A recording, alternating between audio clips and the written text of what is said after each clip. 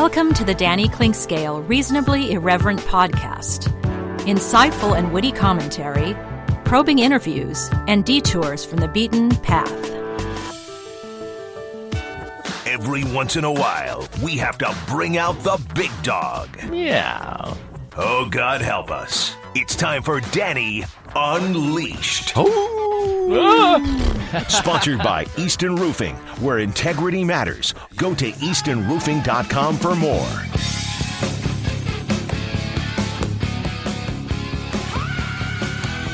It's the fourth quarter program. 4 in the air. Been doing that at Norman forever. That was a lame hold the hand up, Danny. I know. That's because I'm excited to do the show, but the 4 in the air, it's been overdone. I mean, come on. It's been overdone. It's been overdone. Come on, and it's weak. So we're getting full Danny right now. Did Oklahoma invent that? I don't know. I think we have. It's always been the thing down there. I'll tell you this, too. Play Like a Champion today has been in Oklahoma before that dumb Notre Dame thing they hit. So, whatever. Bring that. Don't at me, bro. Let's do this right now. Kurtis, tell us the answers to all 3 end-of-the-hour questions because we've neglected to do that every time. All right, the Jazz end-of-the-hour answer. The first one was born on this date, baseball's first DH, Ron Blomberg. I asked who was the Royals' first DH. Bloomberg, sorry. It's spelled like Blomberg. I know it is. Bloomberg. Who was the Royals' first DH? That would have been Ed Spanky Kirkpatrick. Did you know that, Danny? No, but if I thought for a while, I might have not gotten it. I asked 2 Miami Hurricanes that have been to at least 10 Pro Bowls. I asked for either one. That would be Ray Lewis, 13, and Jim Otto, 12. And I think we might as well go ahead and give this last one. Might as well, because we'll forget in 20 the minutes. Sense into the hour answer. Who was the 49ers starting quarterback in the first game they ever played I got at this Arrowhead? one right. That would be one John Brody in 1975. So I got 2 of the 4 answers. There were 3 answers, but I got 2 of the 4 names right. That's pretty good for me. Ain't bad. That's not You bad. got some trivia. I got some trivia. You're an honorable chump, both you guys. And then earlier chumps. today, Danny, we were talking about would you rather watch every single home game from start to finish in the stands in the sun of the 2005 Royals, or go to every game home and road for the? So just every game that's in the sunshine? Well, no, you just had you couldn't sit. You're not in crown seats here. Okay, you're out in the cheap bleachers. You have to watch every second of the Royals games in 2005 at home. 81 times you have to sit through the whole thing. Rain delays, all of it. Or go to every game home and road and watch every second with your eyeballs of the 0-12 Jayhawks in 15. So we did that, and Kurtis was telling us that there's fond memories of you and he doing the pre and post for that awful team, and Kurtis has compiled the answer of the win-loss record for those home games in 2015 for the weekend. Just the weekend games. Weekend that games. was the Royals' worst season. And Danny and I had Until to rely now, on each other's sense of humor to get through the pre- and post games that season.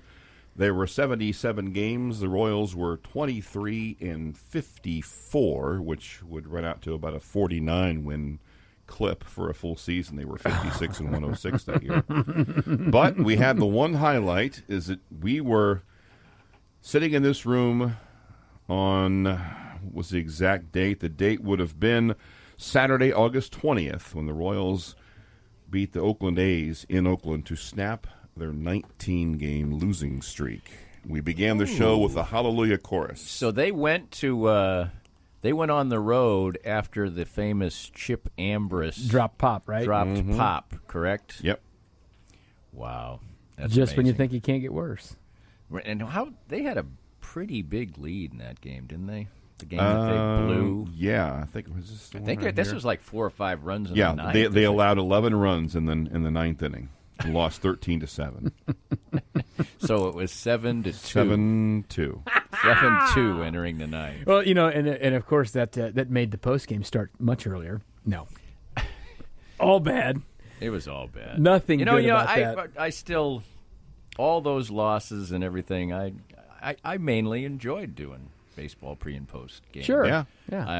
For the most part. So we only worked together that one season. No, but he mentioned the 05 season. We were there 03, 04 to 07. We did all those weekends. And the beginning of that, normally the way the radio network used to They work, decided I didn't need any help. they had they would run the things out of Topeka. That's where the games used to go. But when we took the network over, the games actually ran out of what we call the Royals room. Yes. And so I think that year, Ben Messner, who's our production director, either that year or the year before, he sat in that little room for every play of the season. He did that, and then the next year Matt Wilson did it. Yeah.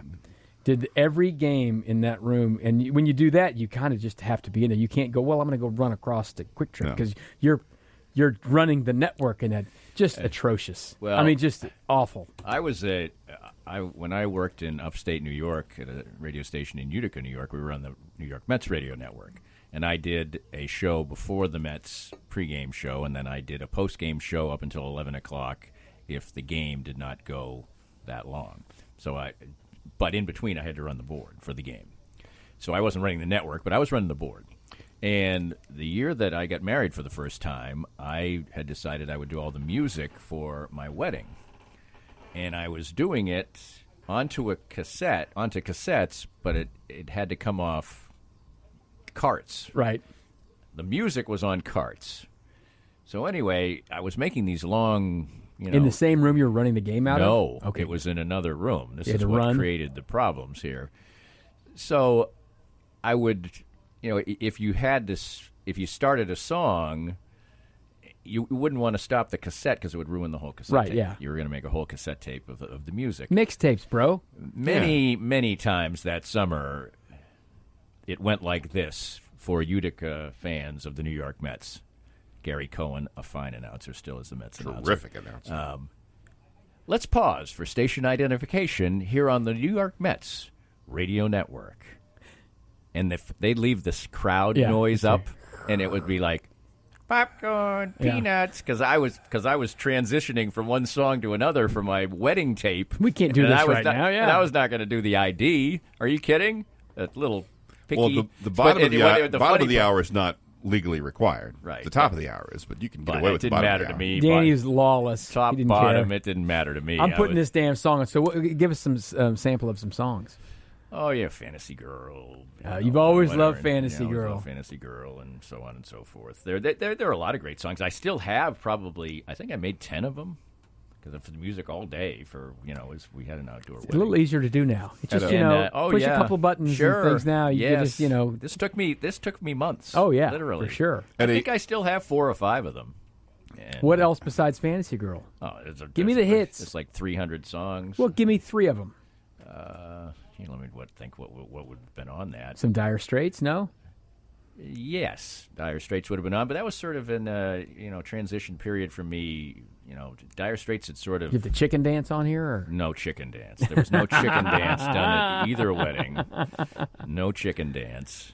I would say that there was probably some good Allman Brothers on there. There was a lot of dance music too. So I had to have dance music. So. There was big band music. There was some old James Brown kind of dance stuff, or some disco dance stuff. There was disco. There was James Brown. Do you have the disco duck? Well, Philadelphia Soul. No. Oh, sure. I love the spinners. Earth, Wind, so and I'm sure there Fire? was a little spinners on there. Little Gamble and Huff. Yes, activity. absolutely love that. OJ's. There was. I'd have to look. I'd have to have the list in front of me now because I know it was a ton of my favorite songs at the time, but. You only missed IDs. You didn't miss breaks. So much music has gone. No, I didn't never miss breaks. Those were important. But my other favorite Mets story is, once 10:30 passed, it was not really going to be a worthwhile enterprise for me to do a show. So I would kind of say, okay, well, let's get the game to 11. That'd be great. Then I could just, game ends, I'm out. So, or get it close to 11, and. So anyway, the Mets are playing the Phillies, and the Phillies are way ahead in the game. And Roger McDowell was pitching for the Phillies, I believe, but maybe it was the Mets. He pitched for both teams. Don't remember. The game was in Philadelphia. So anyway, he's on the mound, and it starts pouring rain. Pouring rain. Love a rain absolutely delay, don't you? pouring. Just love them. there's 2 outs in the ninth, and it's the ninth inning, and Doug Harvey, one of the most, I think he's in the Hall of Fame, umpire, was a mighty big stickler for the rules. But he's trying to get it, to his credit, he's trying to get the game in, okay? It's raining hard, but he's dinner saying coming somewhere. we're close to the finish line. But all of a sudden, McDowell can't throw a wet baseball. Yeah. And he walks one guy, and then he walks another guy. Anyway, then they have to postpone it. Well, it was like 11-2. So I think you're required to wait 45 minutes. So 45 minutes comes, an hour comes, an hour and 50. He waited 2 stinking hours. Did he know you got things to do? To get 1 out to finish the game. It's not like they waited 15 days, like the Red Sox and Royals just did to finish a game down. That could happen. 15 days, 2 hours. I actually called Kurtis because that was such an interesting phenomenon at that game the other day. All the fans that showed up. It was amazing.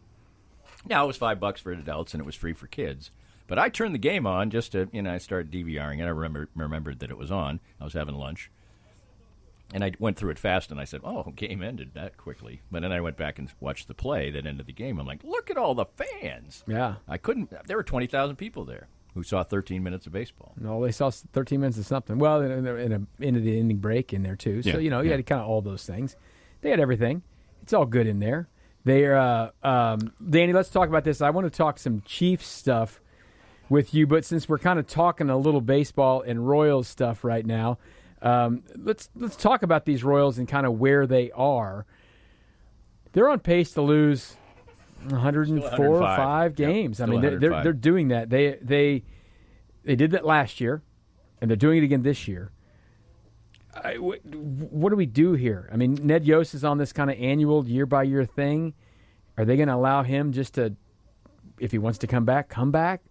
Can you change the manager and change what's going on here? It seems like Mike Matheny is the guy who's going to be the manager of this team because he's just kind of hanging around. What are we to think about where this franchise is? Because as much good things as we hear about some young pitchers, there's not a whole lot of winning going on in the minor leagues right now either.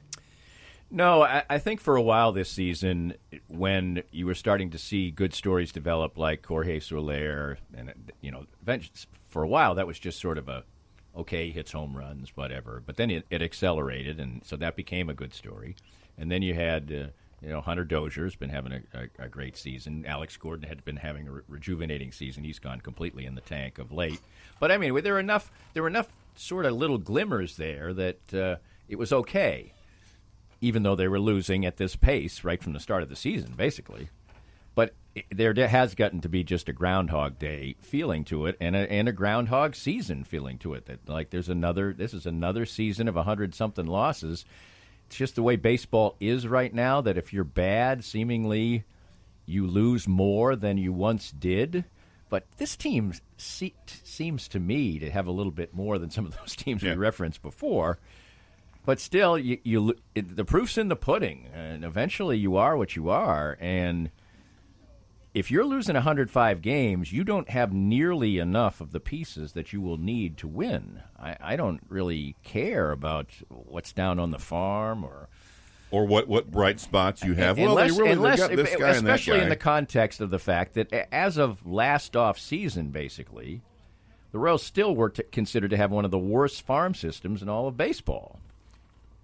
And it's not like they were building, everybody knew the Astros were a-coming. And, other franchises, they knew that they had a lot of talent in the pipeline. Yankees, for instance, when they slightly, faded a little bit for a couple of years. So it's depressing, and it shouldn't, it shouldn't be this bad.